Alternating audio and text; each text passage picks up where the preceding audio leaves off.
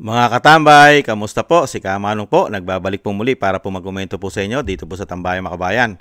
Samahan niyo po inyong lingkod, magkomentuhan po tayo. Magandang umaga po muna, tanghali, hapon, gabi. Madaling araw po sa atin lahat mga kababayan. Sana po ay nasa maayos po tayong kalagayan lahat. Ito po mga tambay, komentuhan po natin si Congressman Paulo Pulong Duterte mga tambay. Naglabas po siya ng kanyang pahayag dahil po sa dami po at mahigit 3 taon na ginawa po sa atin ng gobyernong binagawang Pilipinas ay napakarami pong kapalpakan, pamumulitika at lalong-lalo po ang korupsyon. Mahigit 3 taong issue ng korupsyon. Ito po, naglabas po ang Congressman Pulong na wag daw po kaladkarin ang pamilya nila. Ang pamilya Duterte ay wag kaladkarin at wag gawing panakipbutas sa mga issue pagnanakaw, korupsyon, pamumulitika, kapalpakan na nila. Huwag gawing panakipbutas. Dahil lahat po ng kapalpakan nila at issue ng mga pagnanakaw na natutuklasan ng mga Pilipino ay lagi pong isinisingit o dinadala at binibintang, parang ibinibintang pa sa mga Duterte. Ganyan po katindi ang gobyerno ngayon. Dahil nga po sa pagiging weak umano nila. Ito po mga tambay, pakinggan po natin ang balita. Naglabas ng saloobin si Davao City 1st District Representative Paulo Pulong Duterte sa paglilis umano ng usapin sa House probe kaugnay sa maanumalyang flood control project. Ayon kay Congressman Duterte, bagaman inilahad na ng mga opisyal ng Department of Public Works and Highways at iba pang resource person na nagbigay sila ng payola sa ilang opisyal ng pamahalaan, idinadivert umano ng ilang kongresista sa Infracom ang issue sa ilang proyekto sa panahon ni dating Pangulong Rodrigo Duterte sa Davao City sa halip na litisin ang talagang may sala. Amon ni Congressman Pulong, ilabas ng lahat ng kongresista ang kanilang budget at ipakita ang aktual na proyekto sa distrito para malaman kung sino ang totoong nagseserbisyo at sino ang nangungurakot. Binigyan din nito na dapat ibalik sa usapang Martin Romualdez at Saldico ang pagdinig para maniwala umano ang publiko. Panawagan nito, huwag gamitin ang pamilya Duterte bilang panakipbutas sa totoong issue ng korupsyon. Totoo po yun eh. Saan po ba nanggaling ang mga insertion po natin? At saan po ba nanggaling ang ginagawa po nilang budgeting na china-chap-chap-chap mga tambay? At sino ba ang gumagawa at nagpaparty-party, nagcha-chap-chap-chap, parang ginawa pong lechon, china-chap-chap po ang budget po natin. Sino po? Di po ba sila? Si Saldico? Pinangalanan po yan eh. Kaya nga may USB yan eh. Ba't ayaw po nilang tutukan ng Kongreso? Mga kabayan, ayaw. Kasi sila po involved eh. Kaya tama po yung sinasabi ni Congressman Pulong. Huwag kaladkarin at gawing panakipbutas sa mga korupsyon nila ang Duterte. Dahil nga lagi po nilang tinutwist eh, di ba? Dinadivert. Talagang sa Duterte nila dinadala hanggat maaari ang sisi. At syempre po, yung kapalpakan po nila. Hindi po ba mga kabayan? Alam naman po natin yan. Yan po ay pinangalanan na at may USB. May USB din pong hawak eh. Si Congressman Toby Tiangco, meron din. Kaya nga pinangalanan niya yung mga sangkot, lalong-lalo na sa malalaking pera na ginawa nila. At marami silang mga ginawang mga kung saan-saan nila pinaglalagay ang pera ng taong bayan. Pati ang mga party list na kakaalyado nila ay nakinabang ng malalaking bilyon. Hindi po nga, kaya nga sinasabi ni Pulong, mga kabayan, dalhin nyo ang issue kung gusto nyo makita ang totoong mga magnanakaw at mga demonyo na mga politiko sa ating bansa. Di ba? Buksan lahat ang libro, ang proyekto ng mga congressman, representative. Isama na mga party list. Ano mga programa niyan? Bakit nalalagyan niya ng bilyon-bilyon? Pondo, katulad ng party list ni Saldico, party list ng kanyang pamangkin, at party list ng Tambaluslos, yung kanyang asawa. Di ba? Ano mga programa niyan? Hindi po ba? At mga congressman, ano ang mga proyekto niyan? Masisilip yan at makikita kung totoo ba sila talagang hindi sila nakinabang at saan nila dinala ang napakalalaking numero na pera ng taong bayan. Hindi po ba? Kung saan-saan po nila talagang tinututukan. Ginagawa lang po nilang, ang mga contractors, DPWH, doon po nila tinututukan mga kabayan para sabihin, yun ang mga magnanakaw sa bayan sila, hindi. Malilinis sila. Hindi po ba katarantaduhan yan? Kaya nga po, yan, nagsalita po ang congressman na si Paulo Pulong Duterte, mga kabayan, dahil dinadala ang issue ng flood control sa kanila. Pati sa kanya, yung sinasabing 51 billion, mga kabayan, na ginastos daw po sa Davao City. Kung yan po ay nagkaroon ng korupsyon, mga kabayan, yung 51 billion na sinasabi nila, sa tingin nyo, tatantanan niya ng mga politiko sa panahon natin ngayon na pinababagsak ang pamilya Duterte? Sige nga. Hindi po ba mga tangat bobo ito mga ito? Sa panahon ngayon, na mahigit 3 taon na pinababagsak at pinatapo na, kidnapping pa ginawa doon sa ama dahil sa pamumulitika, sa tingin nyo, hindi nila kakalkalin yan at hindi nila iimbestigahan yan, yung sinasabi nila na marami raw nakuwang pondo, budget, ang Davao City, lalong-lalo po sa mga proyekto. Kaya meron daw po itong nakuwang 51 billion, mga bayan. Nakita nyo po mga katarantaduhan ito, mga tao na ito. Doon sa 6 na taon na panunungkulan ni dating Pangulong Duterte. Sige nga, mga bayan, bakit hindi po nila maimbestigahan? Kasi nga, walang ghost project sa Davao City. Walang ghost project. Kaya nga hanggang press release na lang sila, puro paninira. Nakita nyo po ba? Yung mga tao na yan, yung mga naninira na yan, puro press release. Kasi sino po ba may-ari ng mga media, karamihan sa ating bansa? Yung malalaking media, sino po ba may negosyo niyan? Di po ba kauna-unahan ng tambaluslos ang may negosyo ng media? Pati ng pahayagan, pati ang mga radio station, meron siyang pag-aari ayon sa Vice President. Sige nga. Sa tingin nyo, kung yung mga media na rin yan naninira na pag-aari ng tambaluslos, hindi ba nila tututukan imbestigahan yan? Yan sinasabing proyekto sa Davao na ginastosan ng 51 billion ayon po sa mga naninira. Di po ba? Hanggang ngayon, wala po silang mapatunayan dyan. Matagal na yan. Kasi walang ghost project ang Davao. Maayos ang proyekto nila. May nasisira man sa proyekto nila ron, nagagawa, napapakinabangan kasi hindi naman ghost project. Hindi po ba? Hindi katulad nila. Halos ghost project at hindi tapos ang proyekto at mahinang klase ang pagkakagawa. Dahil tinipid para maraming manakaw. Hindi po ba? Ganyan po katindi. At, mga kabayan, sila ang nasa hot seat ngayon dahil ginastosan po nila sa mahigit 3 taon at hindi po bababa sa 1.2 trillion, mga kababayan. Napakaraming pera. Grabe. Mga kababayan, flood control pa lang yan. Wala pa yung mga issue na napakarami po nilang ginawa. Pera ng taong bayan, flood control pa lang yan. Natabunan na po yung issue. Ano? Yung pagbenta ng ginto for how many tons of gold sa Central Bank. Nakalimutan na po yan. Natutok na lang po sa flood control. At kamusta na po ang Maharlika Investment Fund? Natabunan na rin po ng flood control issue yan. At yung PhilHealth, mga tambay, na 89 billion.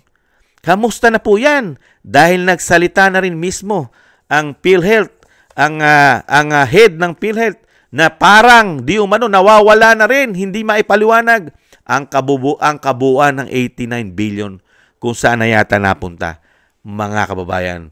Dahil 60 billion na po yung nailipat nila. At yung natira umano na sa kabuuan ng 89 billion ay malaking issue pa rin po yan na kailangang imbestigahan. Kung yan po ba ay nananatiling nasa PhilHealth dahil may issue po diyan, mga kabayan, na nanganganib din at hindi maipaliwanag yung kabuuan ng 89 billion, mga kabayan. Napunta po sa issue ng flood control. Hindi po ba? At pati po yung mga ginalaw na pera nila umano. Saan po? Sa SSS, GSIS, PDIC, at marami pang iba. Lalong-lalo na po, napunta po sa flood control yung issue po ng 2025 national budget natin na napakarami po nila naisingit doon sa mga blanco na ginawa nila na pinirmahan po ng Presidente ang GAA na disgrasya po nung nasa bicameral conference committee report na. Sino po? Sino po ang namumuno dyan? Nanahan dyan po sa BICAM. May mga senador, kasama sila Senator Grace po, yung grupo nila. At syempre po yung grupo ng speaker na tinatawag na tambaluslos ng Vice President. Di ba? Si Saldico, si Stella Kimbo, si Manix Delipe, si Nonoy Libanan, at marami pang iba mga bayan na sangkot dyan. Pero ayaw pong tutukan yan. Pati ang presidente ng Pilipinas, ayaw niya pong paimbestigahan at tutukan ang Kongreso. Dahil una-una, siya po ang pumirma ng kapalpakan ng 2025 national budget. Hindi po ba? Binatikos po nila yan. Tama raw. Tama raw ang ginawa. Pero dyan po nag-ugat ang korupsyon. Kung gumawa sila ng korupsyon, lagi po sa budgeting. Ayon po kay Congressman Toby Tiangco. Di po ba? Dahil may hawak siyang USB. Nahandun po ang mga tao. Nahandun po ang mga pumirma. At kung saan po nila nilagay at isiningit ang mga malalaking numero, mga chinap-chap nila, yung mga big project, wala. Ngayon, chinachap-chap nila ngayon yung perang napakalaki para po mapunta sa mga gusto nilang puntahan. Ganyan po kasystematic po ang korupsyon ayon kay Toby Tiangco. Kaya nga hinahamon ni Congressman Pulong, buksan ang mga libro niyan, ipakita sa tao kung ano ang mga proyekto niyan, lalong-lalo yung 19 Congress. Ano ang mga proyekto ng 19 Congress? Saan napunta ang mga proyekto, pera, pondo ng mga bawat distrito, congressman, representative, pati party list? Sige nga, sasabihin ba ni Pulong yan kung meron siya mga ghost project at hindi ayos ang kanyang programa at proyekto sa Davao City? Sisilipin nila agad yan. Hindi po ba? Hindi maglalakas loob ang isang Pulong dahil ang kanyang proyekto ay maayos. Kaya nga po walang investigasyon silang ginagawa sa matagal ng panahon. Nakita nyo po ba, mahigit 3 taon na po, ni hindi man lang nila iniimbestigahan at tinututukan ang flood control ng Davao City. Bakit po hindi? Ilang linggo na po, buwan na po pinag-uusapan ng flood control. Bakit ayaw po nilang batikusin pati media? Sige nga, meron pong media na kaalyado nila sa Davao City. Bakit wala pong naninira? Dahil wala po silang sisirain sa mga proyekto ng Duterte sa Davao City. Hindi nyo po ba napansin? Di po ba? Logic. Mahigit 1 buwan na pinag-uusapan ang flood control. Di ba? Korupsyon. Pero pagdating po sa Davao, puro picture lang po, mga tambay. Sinasabing may nasisira. Natural! Natural, masisira. Di po ba? Pero ang tanong, sira ba lahat? Yung nasira, pwedeng repairin. Pwedeng gawin. Nagagawa yon pag nasira. Dahil hindi po ghost. Walang ghost project. Lahat ng nakalagay po na proyekto natapos. Hindi po ba? Kaya dito po sa hamon ni Congressman Pulong, totoo po yan. Lahat po kasi ay sampal po sa kanila. Bakit mo idadivert ang issue ng korupsyon nyo na mahigit 3 taon na isang damukal na pera? Flood control pa lang ay 1.2 trillion.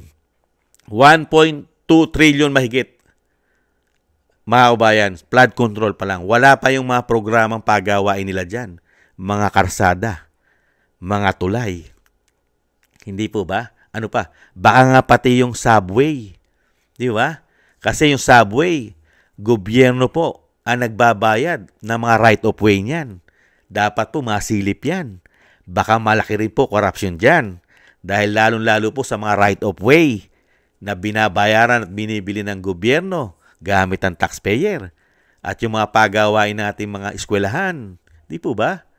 Mga tulay, mga pantalan, mga airport, mga kabayan. Di po ba? Flood control pa lang ang sinisilip. Wala pa yung iba. Nakita nyo po yun? 1.2 mahigit trillion ang pinag-uusapan sa flood control. Di hamak pa yung iba. Na yan po ay sisingaw rin pag patuloy na inimbestigahan. Kaya po yung 3 taon, wala po tayong napala. Dinala lang po tayo. Pag sila'y nagnanakaw, patuloy ang pagnanakaw, dadalhin po nila, idadivert po nila yan. Dadalhin nila sa mga Duterte para po doon ang sisi. Di po ba? Hindi nyo po ba napansin? Ganyan po sila kawawalang hiya. Systematic po ang kanilang kademonyohan na ginagawa sa ating bansa. Grabe po sila, mga kabayan. Kaya po, maliwanag po, maliwanag sa sabaw ng pusit. Mga kabayan, ang sinasabi po ng isang convicted na si Franz Castro, mga tambay. Yung sa kanya po ay malabo. Sa atin naman po, maliwanag sa sabaw ng pusit. Mga kabayan, na ang mga proyekto, kaya nakapagsasalita ng ganyan ang isang Paulo Duterte, ay malinis at wala siyang ghost project. At ang isa pa, pagka ang proyekto ay tatak po nila, tatak Duterte, ay kapakipakinabang po sa taong bayan. Pagka tatak bangag, pagka tatak bangag ang proyekto, mga bayan, ayan po, kitang-kita po natin pagka tatak bangag ang proyekto nilang natapos. Puro swimming pool. Ang pinakamasakit, binigyan tayo ng swimming pool, mababaho ang tubig. Kay baho-baho.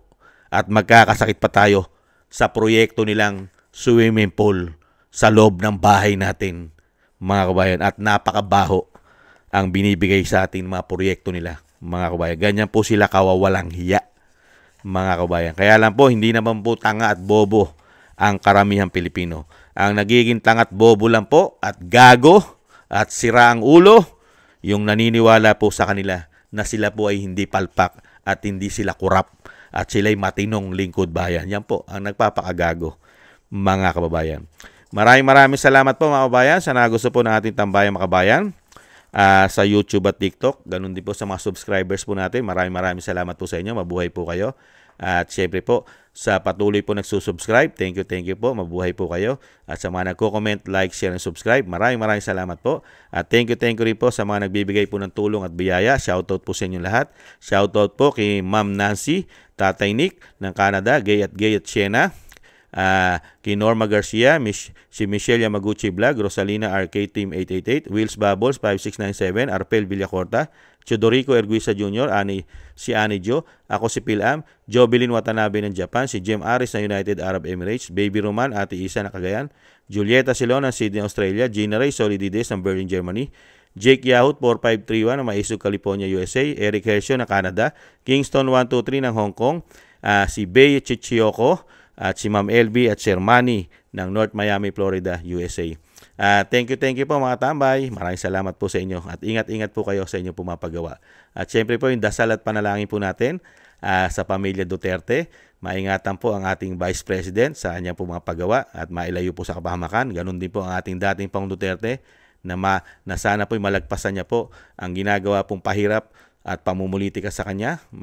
Malagpasan niya po sana at makauwi po siya sa lalong mabilis sa ating bansa. Maingatan din po siya sa kapahamakan at madugtungan po sana ang kanyang buhay at kalakasan. Maraming salamat po, mga kabayan, sa mga dasal po. At syempre po, mga kabayan, tayo rin po yung magdasal na tayo po yung maingatan at ang ating buong sambayanan. Thank you po. Paalam. Bye-bye.